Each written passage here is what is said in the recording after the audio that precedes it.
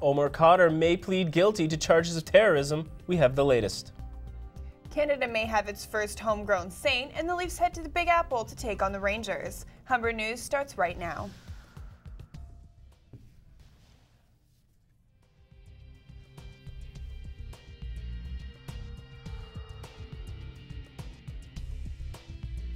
Hello, it's October 15th, 2010. Welcome to Humber News, coming to you from the Broadcast Center here at North Campus. I'm Jared Lalonde. Thanks for joining us.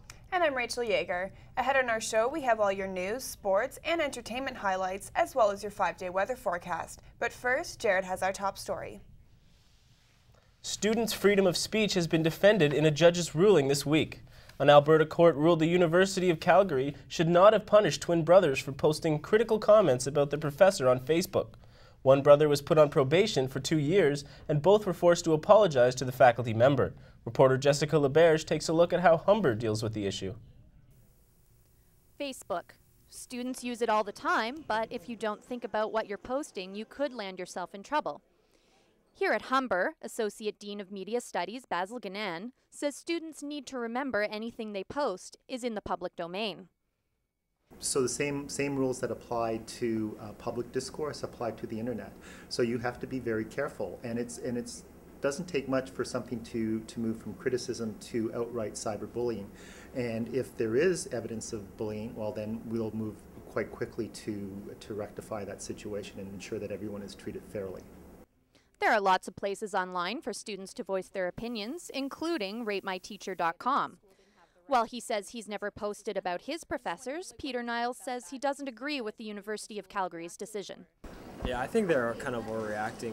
The teachers themselves, I'm sure they don't mind too much. They shouldn't encourage those websites in the first place, right? If they don't want people to have that kind of feedback. It's their opinions, right? So there's not much they can do. Now, the judge in the Calgary case said the professor wasn't injured by the students' comments, and that's why they made the decision that they did. We spoke with senior HR consultant Christy Lihu, who told us if you're unsure about whether or not something is appropriate to post online, the best thing is to become aware of your school's student code of conduct, and that can always be a good guide. Jessica LeBerge, Humber News. The military judge in the Omar Khadr case has postponed the long-delayed trial yet again.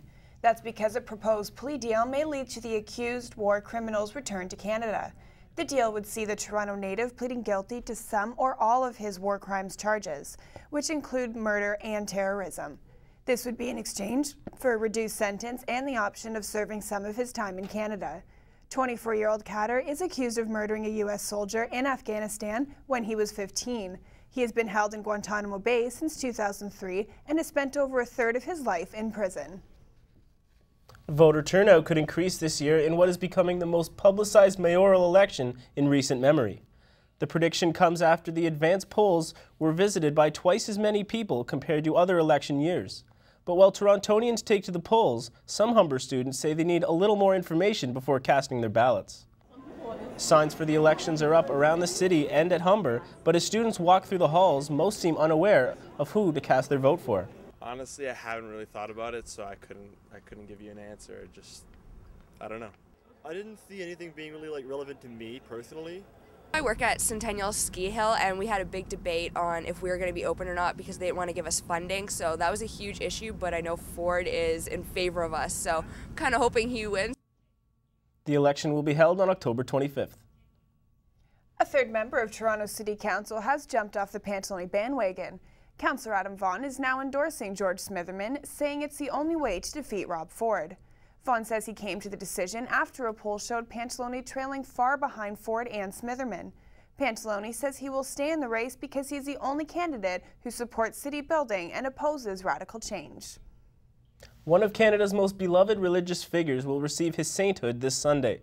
Quebec's Brother Andre will become the Roman Catholic Church's first Canadian-born male saint. Born in 1845 as Alfred Bisset, Brother Andre was known as a miracle worker in the French-Canadian community. A contingent of over 2,000 Canadians is expected to travel to the Vatican for the canonization ceremony of Andre, who died in 1937. If you plan to travel around the city this weekend, you may want to reconsider your route, as there will be several road closures in effect.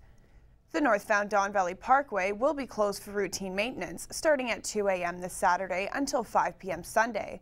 The closures will be from the Gardner Expressway to Eglinton Avenue. On Saturday, the Walk of Fame ceremonies will close some roads, and on Sunday, the Good Life Fitness Toronto Marathon will see a number of road closures around the city.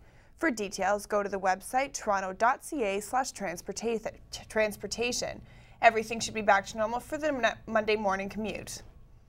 Coming up after the break, we'll have more news from around the globe. Maddie Jo Tilley will have your sports update, and Natasha Farron will let us know what Mother Nature is planning for the weekend.